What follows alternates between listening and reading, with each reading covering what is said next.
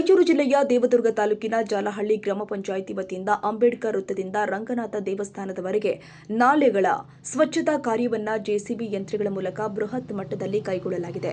ಗ್ರಾಮ ಪಂಚಾಯಿತಿ ಅಧ್ಯಕ್ಷರು, ಉಪಾಧ್ಯಕ್ಷರು, ಸದಸ್ಯರು, ಗ್ರಾಮ ಪಂಚಾಯಿತಿ ಅಭಿವೃದ್ಧಿ ಅಧಿಕಾರಿ ಹಾಗೂ ಸಿಬ್ಬಂದಿ ವರ್ಗದ ನೇತೃತ್ವದಲ್ಲಿ ನಾಲೆಗಳ ಸ್ವಚ್ಛತೆ ಮತ್ತು ಅತಿಕ್ರಮಣ ತೆರವು ಕಾರ್ಯ ನಡೆಯಿತು.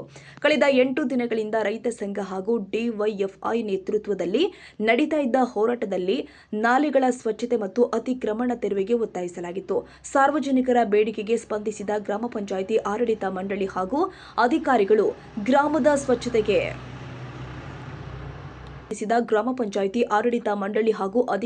ಗ್ರಾಮದ ಸ್ವಚ್ಛತೆಗೆ ಆದ್ಯತೆ ನೀಡಿ ಕಾರ್ಯಾರಂಭ ಮಾಡಿರುವುದು ಸಾರ್ವಜನಿಕರ ಮೆಚ್ಚುಗೆಗೆ ಪಾತ್ರವಾಗಿದೆ.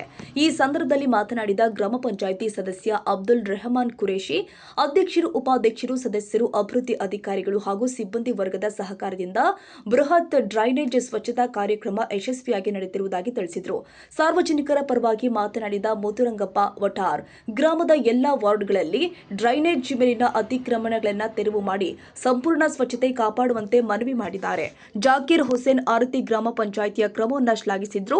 ಕಾರ್ಯಕ್ರಮದಲ್ಲಿ ಶ್ರೀಧರ್ ದೇಸಾಯಿ, ವೆಂಕೋಬ ತೋಟದ, ದುರ್ಗಪ್ಪ ರಾಮಪಾಳಿ, ಗ್ರಾಮ ಪಂಚಾಯಿತಿ ಉಪಾಧ್ಯಕ್ಷ ವೀರೇಶ್ ಅರಿಕೇರಿ, ಸದಸ್ಯರು ಆದ ಅಬ್ದುಲ್ ರೆಹಮಾನ್ ಖುರೇಶಿ, ಶಿವಪ್ಪ ಗಾಂಜಿ, ತಿಮ್ಮಣ್ಣ ನಾಯಕ ದಿವಾನ್ ಸೇರಿ ವಿವಿಧ ಸಂಘ ಸಂಸ್ಥೆಗಳ ಪ್ರತಿನಿಧಿಗಳು ಮತ್ತು ಸಾರ್ವಜನಿಕರು ಭಾಗವಹಿಸಿದ್ರು. ಗ್ರಾಮ ಪಂಚಾಯಿತಿ ಅಭಿವೃದ್ಧಿ ಅಧಿಕಾರಿ ನರಸಪ್ಪ, ಬಿಲ್ ಕಲೆಕ್ಟರ್ ವೆಂಕೋಬ ಹಾಗೂ ಸಿಬ್ಬಂದಿ ವರ್ಗ ಉಪಸ್ಥಿತರಿದ್ದರು. ಕಾನೂನು ಸುವ್ಯವಸ್ಥೆ ಕಾಪಾಡುವ ನಿಟ್ಟಿನಲ್ಲಿ ಜಾಲಹಳ್ಳಿ ಪೊಲೀಸ್ ಠಾಣೆ ವತಿಯಿಂದ ಸೂಕ್ತ ಪೊಲೀಸ್ ಬಂದೋಬಸ್ತ್ ವ್ಯವಸ್ಥೆ ಮಾಡಲಾಗಿತ್ತು. ಖಾಜಾ ಹುಸೇನ್ ಬಾಬಾ, ಜಾಲಹಳ್ಳಿ, ಟಿವಿ 20 ಕನ್ನಡ.